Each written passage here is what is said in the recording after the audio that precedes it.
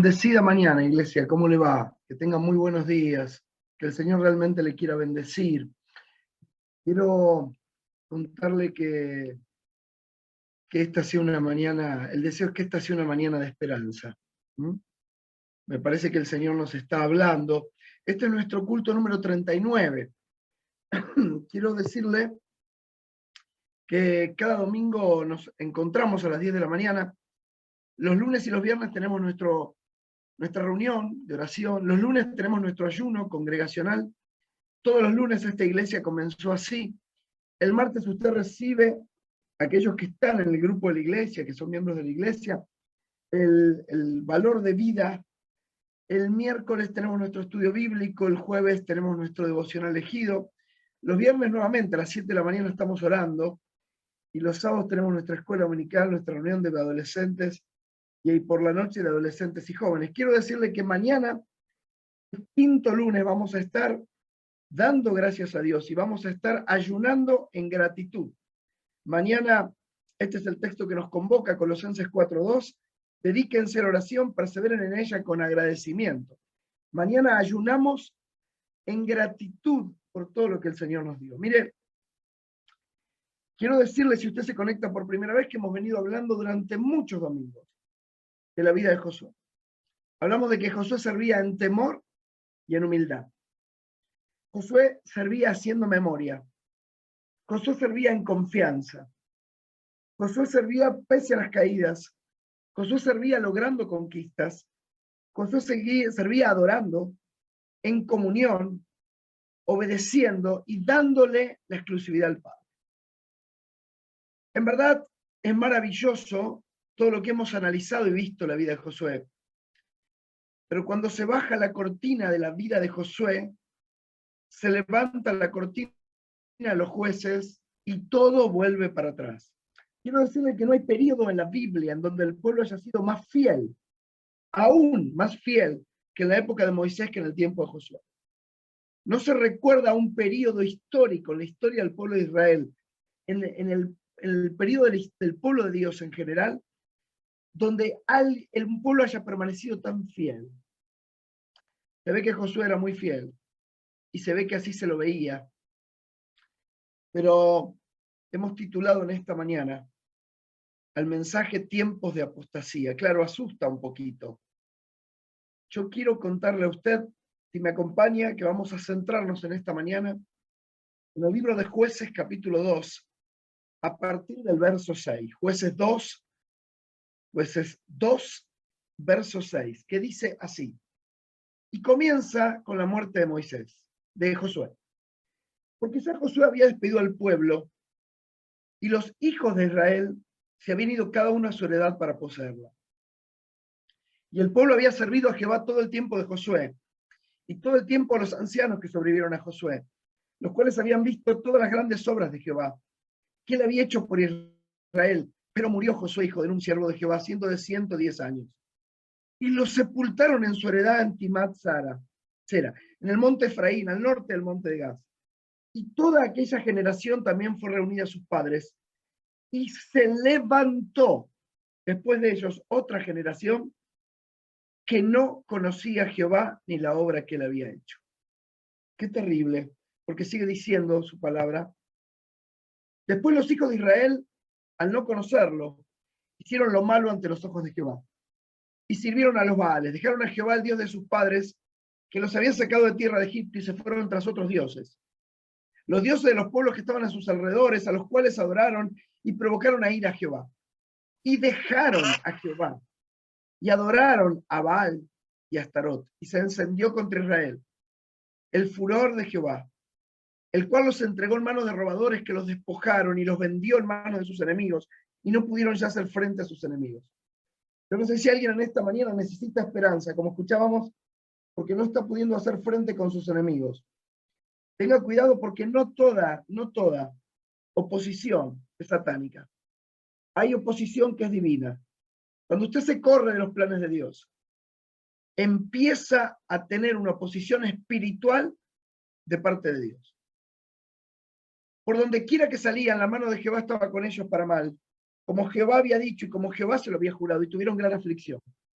Y Jehová levantó jueces que los librasen de las manos de los que los despojaban, pero tampoco llegaron a sus jueces, sino que se fueron tras dioses ajenos, a los cuales adoraron. Dice allí la palabra. Y se apartaron pronto del camino en que anduvieron sus padres, obedeciendo a los mandamientos. Ellos no hicieron así. Y cuando Jehová los levantaba jueces, Jehová estaba con el juez y los libraba de mano de los enemigos todo el tiempo de aquel juez, porque Jehová era movido a misericordia por sus gemidos a causa de los que los oprimían y afligían. Mas acontecía que al morir el juez, ellos volvieron atrás y se corrompieron más que sus padres, siguiendo a dioses ajenos para servirles, inclinándose delante de ellos, y no se apartaban de sus obras ni de su obstinado camino. ¿Habrá alguien obstinado en esta mañana? ¿Hacer lo que realmente quiere? Y la ira de Jehová se encendió contra Israel. Y dijo, por cuanto este pueblo traspasa mi pacto que ordené a sus padres, y no obedece a mi voz, tampoco yo volveré más a arrojar delante de ellos a ninguna de las naciones que dejó Josué cuando murió, para probar con ellas a Israel si procurarían o no seguir el camino de Jehová, andando en él como lo siguieron sus padres. Termina el capítulo 2 diciendo, por esto, dejó Jehová a aquellas naciones sin arrojarlas de una vez, y no las entregó en manos de Josué. Dios añada su palabra en esta mañana. Mire, desde hace un tiempo para acá venimos viendo a través de la televisión y los movimientos feministas, el LGTB, los movimientos abortistas, todo un discurso que está en la agenda del Fondo Monetario Internacional. Y atrás de esto políticamente está la Society Generale. Es una conjunción de ricos dirigidas por Carlos Slim, que acaba de volver a ser el hombre más rico del planeta. Quiero decirles a ustedes que él está atrás de la Society Generale, esto lo pueden encontrar en tantos lados.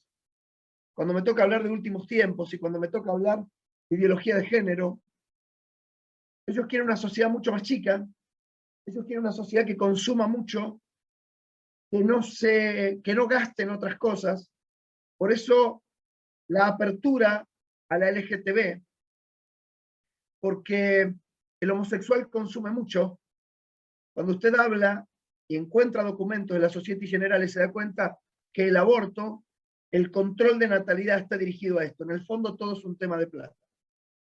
Pero todo ese movimiento va atrás de enfrentar las creencias. Porque la Biblia jamás habla a favor del aborto. Porque la Biblia cree en un matrimonio de papá y mamá que permite la procreación. Porque la Biblia está a favor de una sola doctrina, la cristiana, de ninguna ideología barata. Pero estos movimientos se centran dentro de movimientos que van peleando y marchando para ganar derechos de las minorías. Por eso, fíjese que en nuestro país es común hoy encontrar una mesa como esta, que dice, respeto tus creencias, pero pagatelas vos. Haga fila aquí para renunciar a la institución iglesia. Fíjese usted que esta es una foto de España reciente. No elegí bautizarme, sí elijo retirarme, apostasía feminista contra la Iglesia Católica. Algunos están hablando del fin de la Iglesia Católica. Fíjese usted que apostasía significa, viene del griego apostasía, que significa desafío a un sistema o autoridad establecido, una rebelión o abandono o incumplimiento de la fe. Quiero traerle el ejemplo del obispo Arrio. ¿Quién fue Arrio? Vivió entre el 250 y el 336 a.C., después de Cristo. Fue un presbítero cristiano de Alejandría. Es de los primeros siglos el apóstata más grande que se conoce por la doctrina que llegó a desempeñar. Arrio acusó al obispo Alexander de Alejandría de suscribirse al sabelianismo, que era una falsa enseñanza que afirmaba que el Padre, el Hijo y el Espíritu Santo eran simplemente papeles o roles asumidos por Dios en ocasiones diferentes. Pero estudió tanto y se fue tanto de mambo, si me permite la palabra, que llegó a negar la Trinidad e introdujo lo que parecía ser en la superficie una diferencia inconsecuente entre el Padre y el Hijo. Arrio sostenía que Jesús no era homoousios, de la misma esencia, sino que arma una frase, una palabra, homoiousios, de esencia similar. De esta manera, solo la letra I separa los dos. Arrios sostuvo con esto que el Padre existía antes que el Hijo, que hubo un tiempo en cuanto el Hijo no existía. Por tanto, el Hijo fue creado por el Padre, por lo que, aunque el Hijo era la más excelsa de todas las criaturas, no era la esencia de Dios. Y termina negando a Dios. Hace unos años, en la iglesia donde nos congregábamos, empezó a surgir un grupo calvinista. Si hay alguien calvinista, no, yo creo que si Calvino se levanta, mire lo que voy a decir, Juan Calvino, se vuelve a acostar en la tumba cuando ve lo que han hecho con su doctrina, con su teoría. Porque se levantó un grupo calvinista indicando que Mano Fuerte no debía existir. Usted sabe muy bien, nosotros dirigimos Mano Fuerte Brazo Extendido. Mano Fuerte Brazo Extendido es un programa, un ministerio de restauración. Y ellos sostenían que si nosotros éramos salvos, no debíamos pasar por ningún proceso de restauración. Bueno, en verdad, quiero decirle a usted que tuvimos que enfrentar a estas personas, porque generalmente son chicos muy estudiosos, pero que buscan en el estudio y terminan intelectualizando y filosofando tanto que no hay lugar para la sorpresa espiritual de Dios. ¿Me escuchó bien? A veces uno termina intelectualizando tanto, termina queriendo encontrarle razón a lo que no es, termina racionalizando tanto que termina de correrse de esa verdad sencilla, de sentir a Dios cada mañana, de poder envolverse en su amor y de ser testigos de lo que el Señor hizo. Quiero decirle a usted que la Biblia dice en 1 Timoteo 4:1, el Espíritu dice claramente que en los últimos tiempos se apartarán de la fe, prestando atención a espíritus engañadores y a doctrinas de demonios. Dice Tito 1:16, profesan conocer a Dios, pero con los hechos lo niegan, siendo abominables y rebeldes, reprobados en cuanto a toda buena obra. Esta semana estuve hablando con alguien que ejerce el pastorado, estoy contando esto con su permiso, que entró en tal intelectualización que se dio cuenta que no era apto para nada. Y le terminé diciendo, pero te has puesto en lugar de Dios. Finalmente pareciera que te has puesto en lugar de Dios, que racionalizás como Dios, que querés entrar en una lógica de Dios y perdiste de disfrutar. Sí, ya no me siento capaz como pastor porque no alcanzo Y le pregunto, ¿qué estás leyendo? Y cuando me nombra 2 o 3 predicadores que como son contemporáneos, yo no los voy a nombrar, porque no tiene ningún sentido. Pero tenga cuidado usted, cuando alguien es tan legalista, que sostiene un estilo de vida tan alto de alcanzar, que lo único que logramos es que nada nos encaje y terminamos siendo apóstatas porque terminamos haciendo una doctrina propia de la Biblia. Porque nos volvemos totalmente legalistas, totalmente intelectualizados. Le digo a este chico en esta semana, pero ¿dónde está? ¿Dónde está? Bástate mi gracia, porque mi fortaleza se perfecciona en tu vida. Y vos tendrías que ser tan perfecto. ¿Para qué vino Cristo? Bueno, no. Es que Cristo permite la perfección en nuestra vida. Profesan conocer a Dios, pero con los hechos lo niegan. Siendo abominables y rebeldes, reprobados en cuanto a toda buena obra. Pero el gran texto es 2 Timoteo 3, del 1 al 5.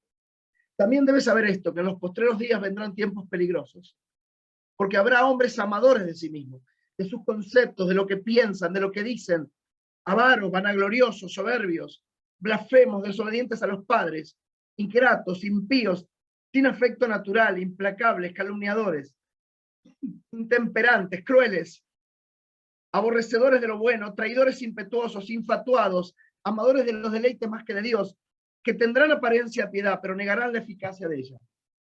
A esto se evita. Yo quiero decirle a usted que la primera imagen que uno se le viene de un apóstata es de alguien que se ha vacunado y no se debía haber vacunado.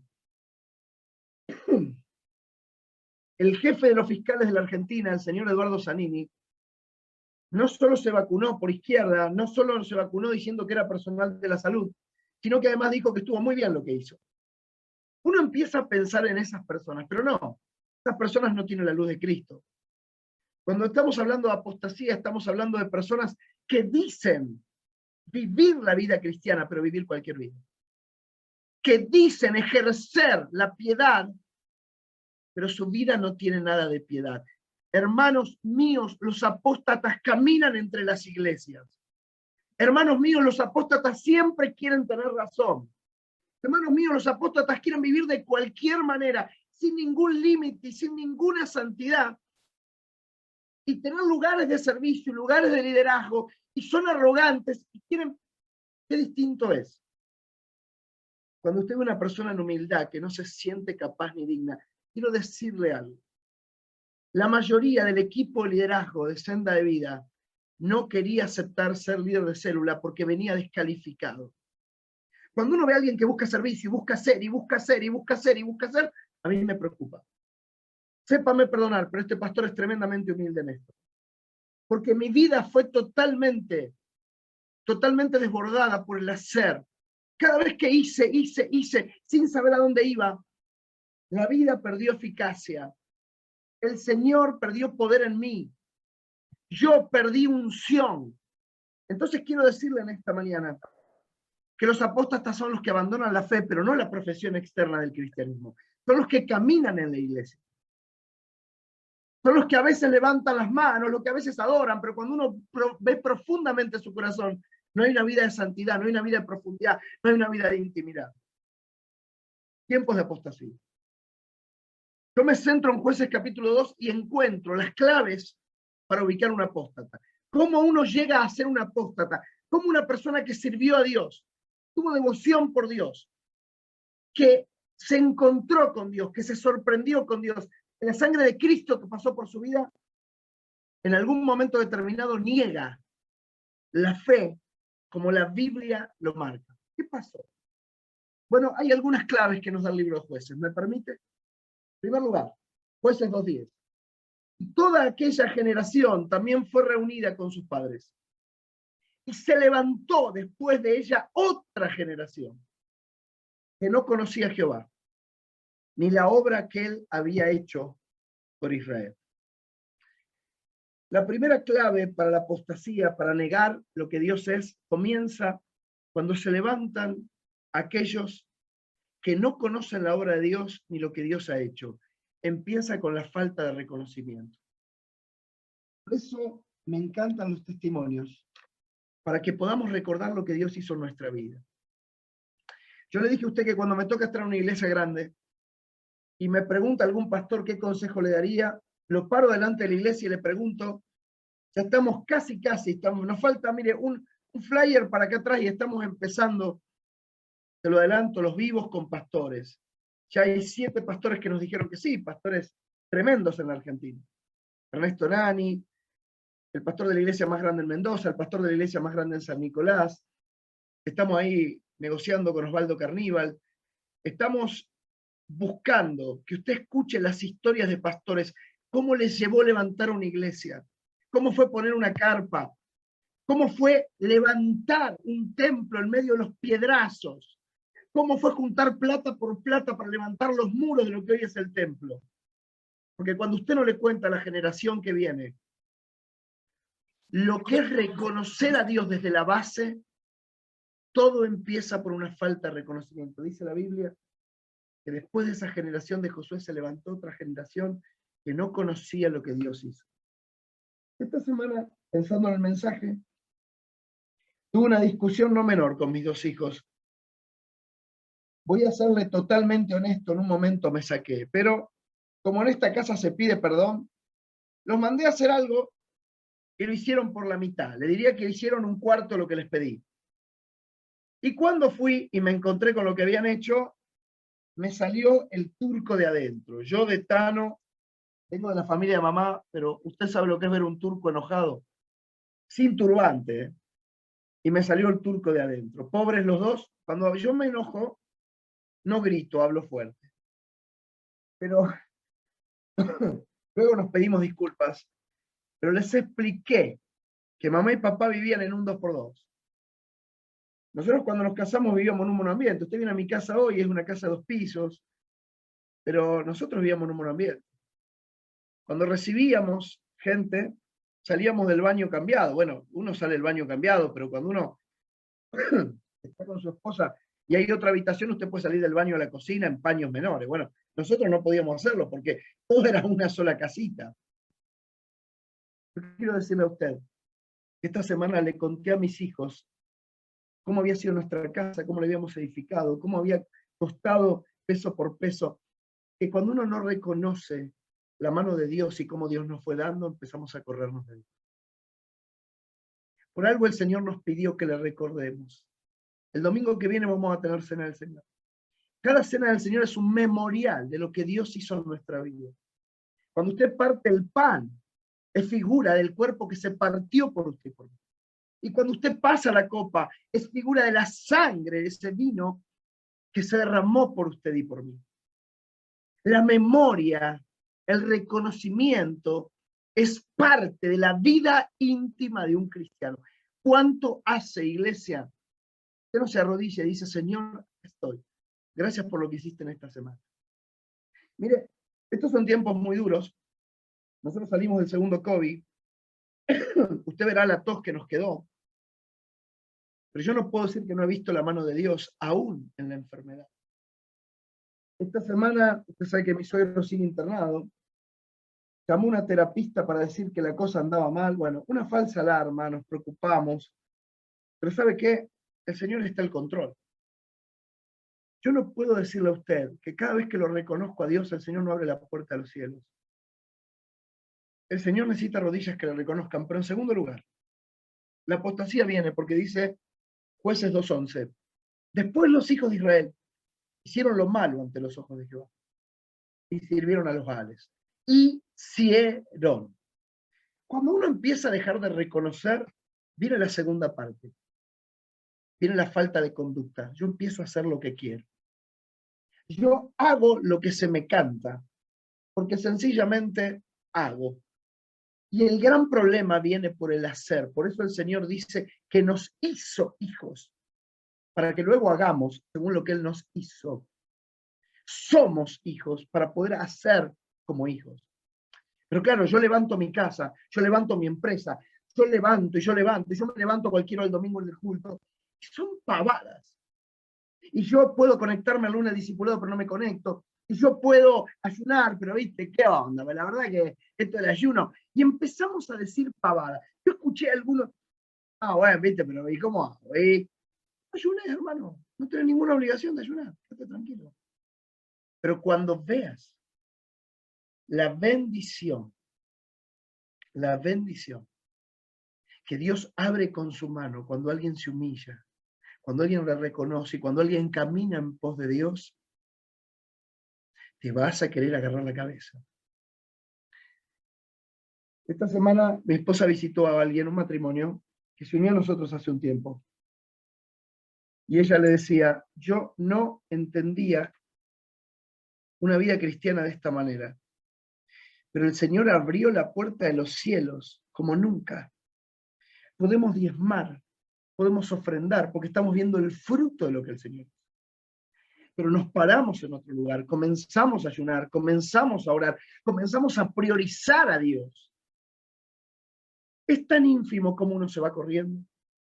Falta de reconocimiento. Segundo lugar, falta de conducta. Me voy corriendo de lo que Dios quiere. Y viene la tercera clave. Dice Jueces 2:11. Después los hijos de Israel hicieron lo malo ante los ojos de Jehová y sirvieron a los Baales. Y yo empiezo a adorar a otras cosas. Mario Mulkey fue un gran predicador, hermano libre, a quien admiré profundamente. Fue la mejor expresión en predicación que yo vi hasta hoy en mi vida. Si existiera hoy el tiempo en las redes sociales, tendría millones de seguidores.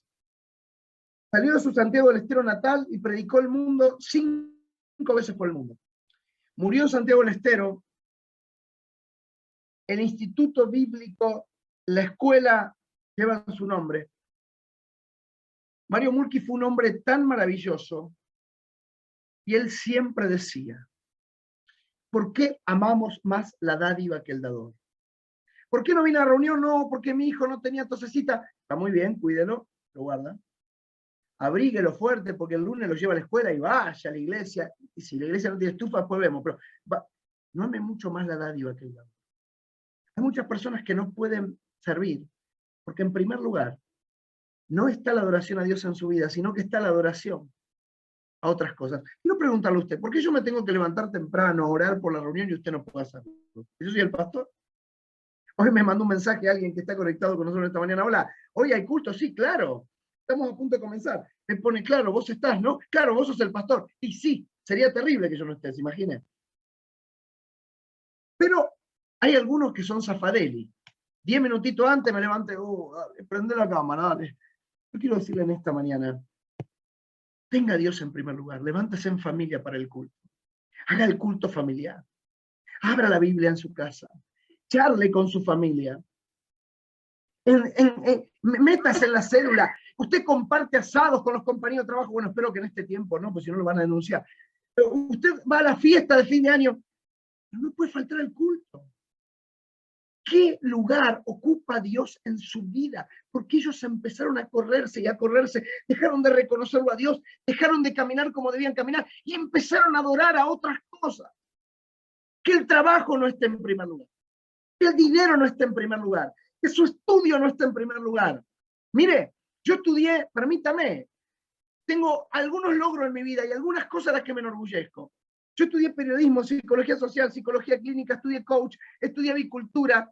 Nunca en la vida, nunca falté a una reunión por un parcial. No nos dejaban en nuestra época. A veces hablamos con Esteban y Andrea y decimos lo que nos llevó. Ellos estudiaron de grandes, por ejemplo. Bueno, chicos, les estoy diciendo viejo. Ellos estudiaron después que estudiaron en el Instituto Bíblico. Y yo recuerdo que Esteban salía de mano fuerte y me decía, rindo el lunes. Y un día le digo, ¿qué estás estudiando? Profesorado de matemática. Él se recibió hace un tiempo. Estando en mano fuerte, sirviendo a Dios en su iglesia. Andrea estudió psicopedagogía de la misma manera.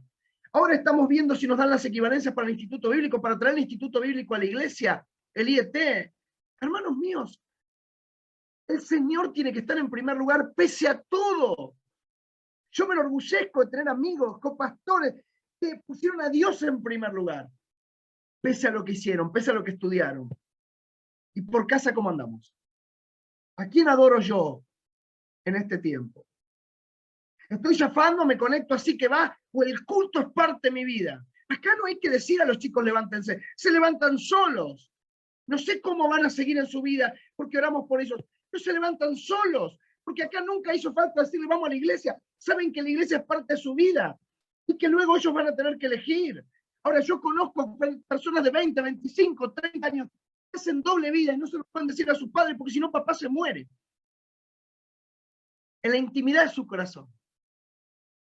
¿Usted está adorando a Dios cada día? ¿Dios es el centro de su vida? Porque la apostasía empieza cuando falta el reconocimiento. La apostasía viene cuando falta la conducta. La apostasía viene cuando falta la adoración. Pero una cuarta clave que nos da. Dejaron a Jehová, el Dios de sus padres, que los había sacado de la tierra de Egipto, y se fueron tras otros dioses, los dioses de los pueblos que estaban en sus alrededores, a los cuales adoraron y provocaron a ir a Jehová, y dejaron a Jehová y adoraron a Baal y a Astarot. Yo quiero decirle a usted, en estas 93 conexiones, quiero decirle a usted, estamos preocupados, le digo, un poquito más de conexión y ya nos entramos en el Zoom, ya estamos ahí viendo. Quiero decirle a usted que le insistí con la prioridad, porque la falta de reconocimiento, la falta de conducta, la falta de oración trae la falta de prioridad. Ya Dios no es el centro. Dejo y adoro lo que no debo adorar. Y yo tengo más confianza en la quinela, en el clima. ¿Sabe cuántos domingos el Señor respondió a cristianos que han orado como Elías? Señor, necesito que no llueva. Mire, usted se va, pero yo se lo tengo que decir. Nosotros nos casamos al aire libre. Usted sabe que pronosticaban una lluvia, pero trágica, terrible. Y yo quiero decirle esto porque yo creo en esto. Y me voy a llevar las sillas, me casé en Marcos Paz, en la Quinta La Escondida. Ahora si usted se quiere casar dentro de un tiempito, nosotros estamos armando una quinta para casamiento, así que quédese tranquilo. No, no, es una empresa, no es que ahora está todo el mundo pensando en casarse y si el pastor nos da la quinta. No, podemos hacer una rebaja, pero yo le quiero decir, ayer usted no sabe lo que estuve trabajando allá. Si usted me hubiese visto ayer, yo no servía ni para cucharita, me juntaban hicimos una zanja. Mire, esa noche cuando voy a llevar las cosas para casarme, camino por el lugar y digo, Señor, yo nunca soñé casarme, porque yo, por mi historia, le decía a alguien esta semana, hay gente que dice, yo soñé toda la vida con casarme, yo pensé que eso no estaba para mi vida. Pero fue un día tan maravilloso y yo miré al cielo y dije, Señor, necesitamos que se despeje el cielo. Empezamos a bajar la silla. Me arrodillé por ahí abajo unos árboles y dije, Señor, que mañana sea un día de gloria.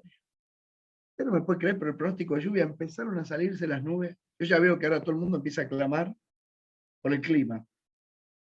Hizo un sol, hermanos, un día tremendo. Pregúntele a mi suegra, pregúntele a mi mamá. Tremendo. Porque el Señor realmente, cuando es su prioridad, responde y abre. Pero ¿sabe lo que más me llama la atención?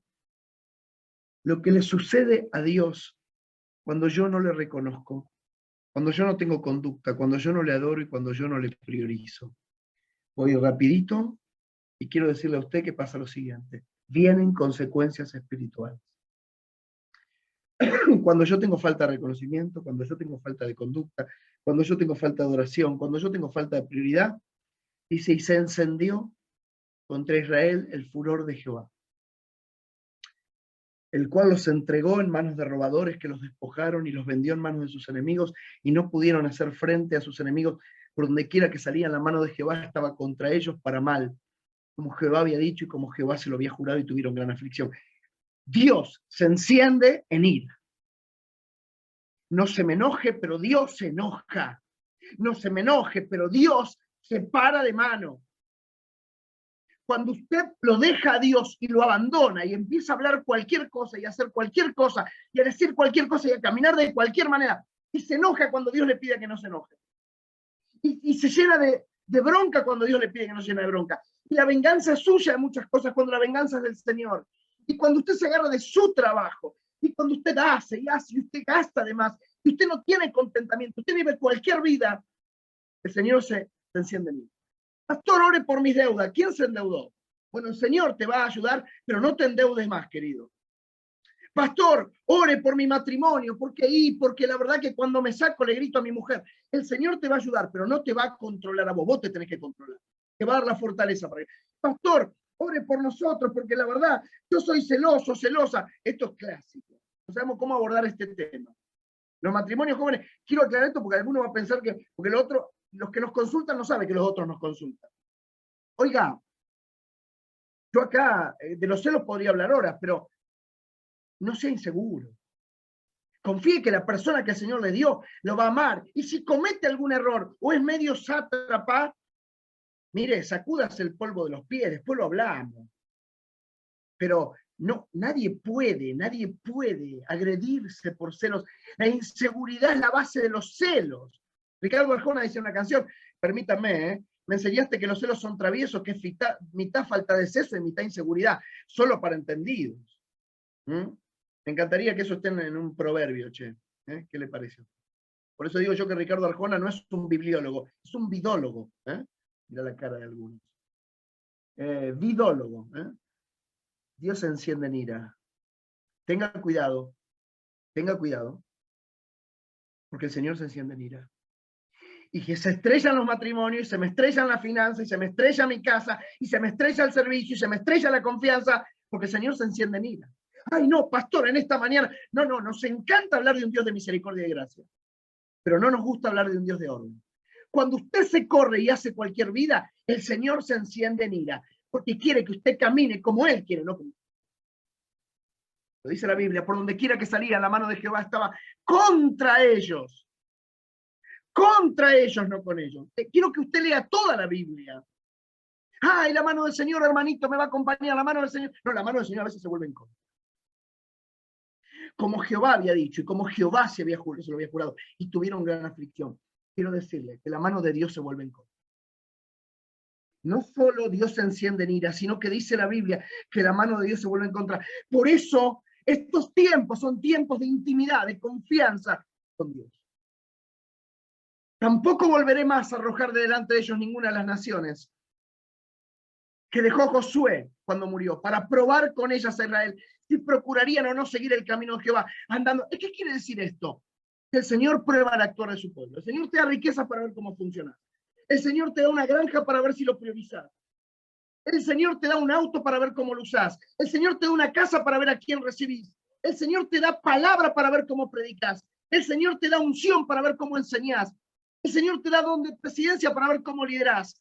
El Señor te da solicitud para que dirijas el culto como lo tenés que dirigir. El Señor te da talento para que vos veas cómo adorás. El Señor te prueba para ver cómo actuás. ¿Qué está pasando? Colgaste los guantes, vendiste el instrumento, guardaste la Biblia, dejaste de orar. Estos son tiempos no para que el pastor me vea, estos no son tiempos para estar pipí cucú en el cultito, estos son tiempos de intimidad con el Señor. Estos son tiempos de búsqueda del Padre. Pero quiero terminar. Por esto dejó Jehová a aquellas naciones sin arrojarlas de una vez, y no las entregó en mano de Josué. Es terrible, hermano, porque no solo el Señor se enciende en ira, no solo el Señor vuelve su mano, no solo el Señor prueba nuestro actuar, sino que además el Señor permite la oposición en nuestra vida. Cuando Pedro, en la última noche, el Señor les va a lavar los pies, Pedro dice, no, Señor, yo no soy digno de que me laves, ¿no? Bien ahí el orgullo. Y el Señor le dice, si no te limpiare, no tendrás parte conmigo. Y Pedro dice, no, entonces lavame todo. Cuando el Señor le dice, no tendrás parte conmigo, me enseña a mí lo que yo le decía a usted. No toda oposición es satánica. Ay, no me sale el trabajo porque Satanás no quiere. Ay, mi familia no está ordenada porque Satanás no quiere. Ay, no hay paz en casa porque Satanás no quiere. ¿Escucho bien? Si usted tiene falta de reconocimiento en Dios, si usted tiene falta de conducta, si usted tiene falta de oración, si usted tiene falta de prioridad, la oposición es divina. El Señor se está oponiendo a sus planes para que usted vuelva a Él. Porque el Señor le dijo a Pedro, si yo no te lavare, no tendrás parte conmigo. Queremos que esta iglesia todos tengan parte con el Señor. Queremos que en esta iglesia usted tenga vida propia, vida íntima, vida de misericordia, de amor, de dominio propio, de poder, de unción. Mire, si usted tiene falta de reconocimiento, si usted tiene falta de conducta, si usted tiene falta de oración, si usted tiene falta de prioridad, es muy posible que esté entrando en la apostasía. El título de Jueces capítulo 2, del verso 10 en adelante, es Tiempos de apostasía. La gente se está congregando como quiere. La gente lo escucha a Dante, la gente lo escucha a Andrés Corson, la gente lo escucha. Hay gente que me dice, ¿me mandás el culto? No, conectate el domingo. No a los de la iglesia. Porque si no es toco y me voy. A las 5 de la tarde, vieja, ¿qué tenemos que hacer? Ponelo a Dante, que ya debe estar el culto. Y nos sentamos en el sillón, gordos, comiendo pochoclo y lo escuchamos a Dante. Empezamos a congregarnos como queremos. Sí, Gordi, todo bien, ¿viste? Pero parece que, ¿no? Y si ponemos la plata ahí en esta cosa, que viste, que no sé, pero parece que te rinde y, Señor, ¿por qué no me prosperáis? Porque yo hago con la plata lo que quiero. Y me congrego como quiero y hago con la plata lo que quiero. Y che, hay que levantarse por algo. Che, y una célula, no, mire, yo estoy herido, yo vengo herido a la iglesia. Cara de Esteban, estoy viendo justo la cara de Esteban. No, yo estoy herido, no, deme tiempo, no, mire, yo vengo dañado, Entonces paso años en una iglesia sentado, recibiendo pero nunca dando. Eso no tiene nada que ver con el ideal de un cristiano. Un cristiano tiene que tener gozo, un cristiano se tiene que levantar feliz para el culto, un cristiano tiene que alabar con otros cristianos, un cristiano tiene que orar, tiene que ayunar, tiene que diezmar, tiene que ofrendar, tiene que tener vida y vida en abundancia. Porque si usted no tiene reconocimiento, si usted no tiene conducta, si usted no tiene adoración, si usted no tiene prioridad, va a encender la ira de Dios. La mano de Dios se va a volver contra usted. Dios va a probar su actuar y Dios va a permitir la oposición.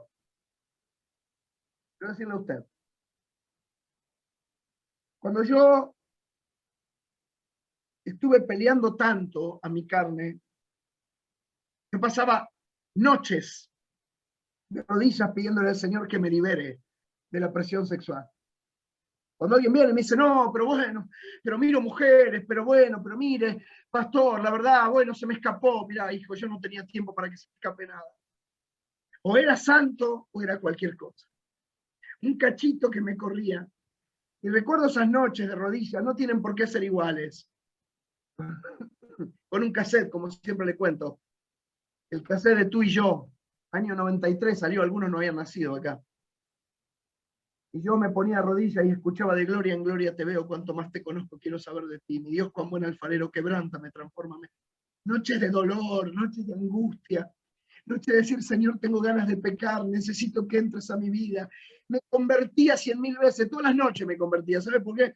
Porque eran duras las predicaciones esos tiempos, que no, ama no conoció a Dios, porque Dios es amor. Si alguno peca, no ha conocido al Padre. Y yo por las dudas me volví a convertir. Señor, por favor, entra a mi vida, pero cambiame, dame plenitud.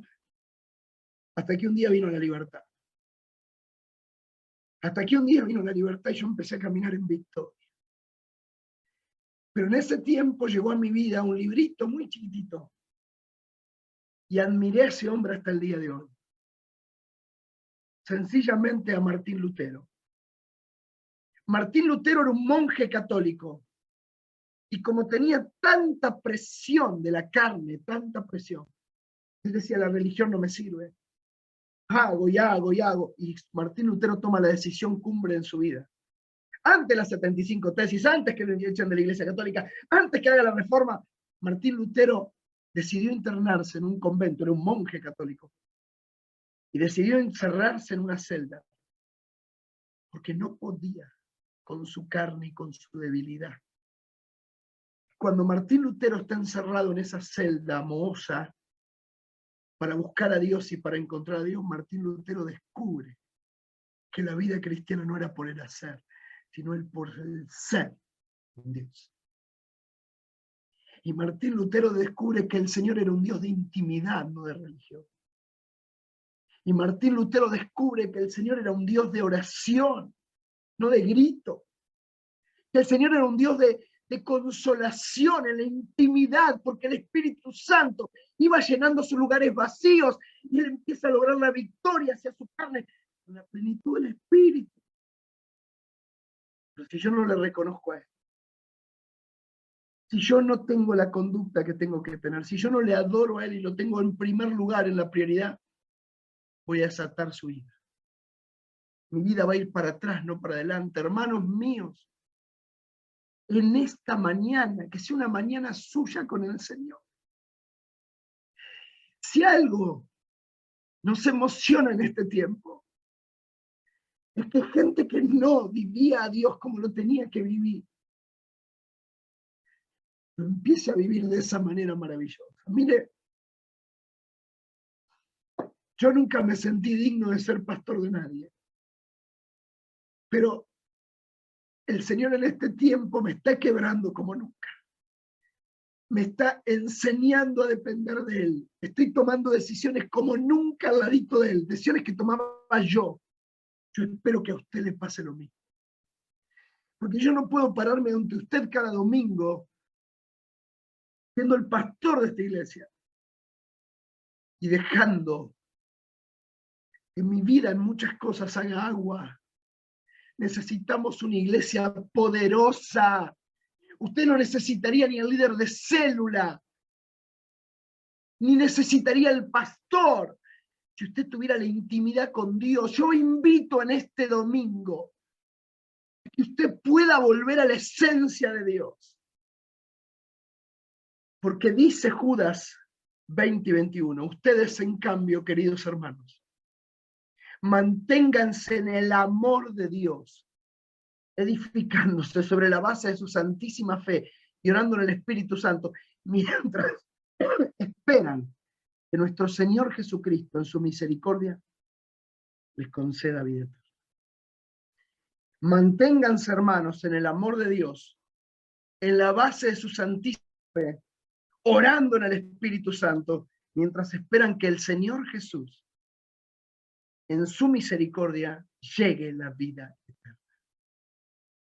Mientras empezamos a escuchar una canción que yo le pedí hoy a Isaías, para que podamos centrarnos como iglesia, un ratito nomás.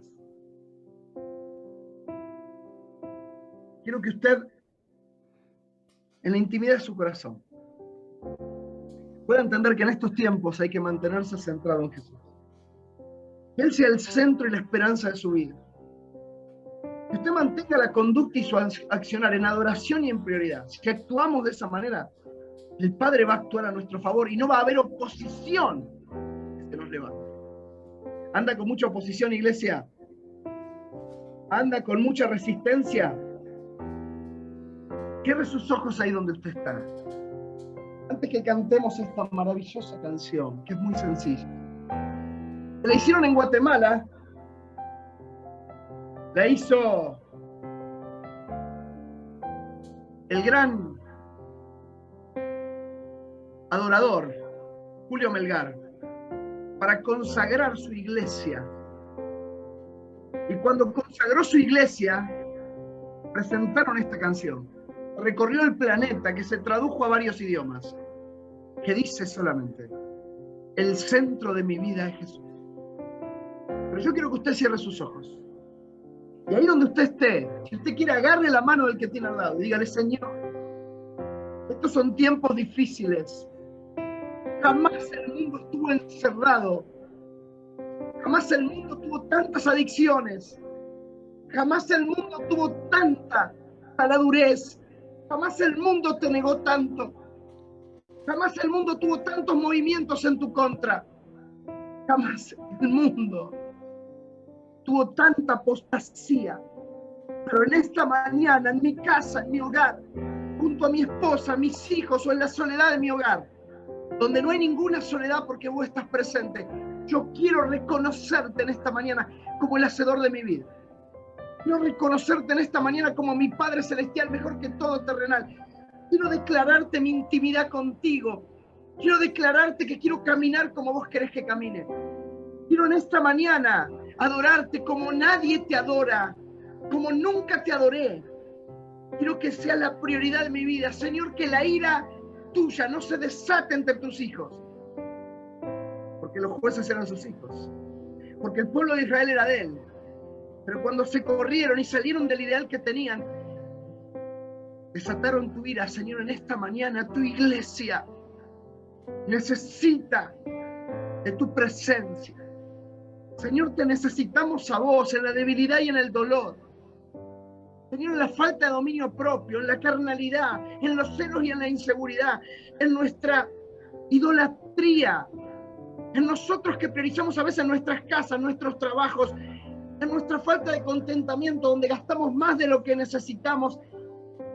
Padre, en el nombre de Jesús, para la gloria de tu nombre, levanta esta iglesia, haces sendas entre nosotros que marquen caminos de reconocimiento, de conducta, de adoración, de prioridad en tu persona. Que esta sea una iglesia donde el centro de nuestra vida sea Jesús. En ese nombre oramos. Amén.